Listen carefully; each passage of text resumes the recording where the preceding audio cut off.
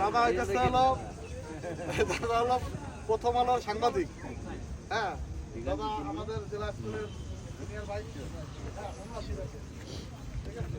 দাদা কিছু বলেন ওদের উদ্দেশ্যে যে টুর্নামেন্ট চালাইতেছে ওরা, তাহলে আরো 2-3 দিন আছে। চলমান আজকে থেকে শুরু হলো মাত্র, যে এখন আপনারা কথাবার্তা বলবেন, আমরা শুরু করবো আর কি। 12টা দল শেষ হবে হচ্ছে 25 তারিখ, ফাইনালের মাধ্যমে শেষ হবে। খেলা তো আমরা সবসময় জানি যে একটা সুস্থ মনের মধ্যে একটা সুস্থ শরীর বাস করে, এবং এর জন্য সেটা খেলাটা খুব জরুরি। এবং আমরা জানি যে আমাদের তরুণ প্রজন্ম আজকে খেলা বিমুখ হয়ে গেছে, মাঠগুলো সব আমরা ধ্বংস করে ফেলছি, বিভিন্ন বড় বড় উচ্চতর বিল্ডিং তৈরি করতেছি।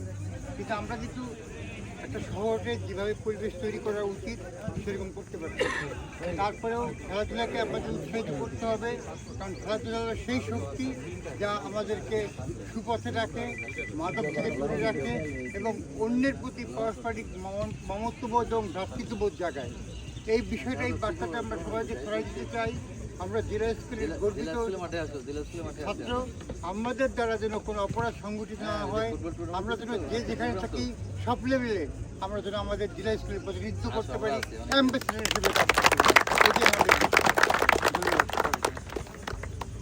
ঠিক আছে। তাহলে তোমরা খেলা তোমাদের খেলা সবাই নিজেরা রেফারি যেভাবে বলবে সেভাবেই সবাই সিদ্ধান্ত আইন নিয়ে খেলা পরিচালনা করার চেষ্টা করছি।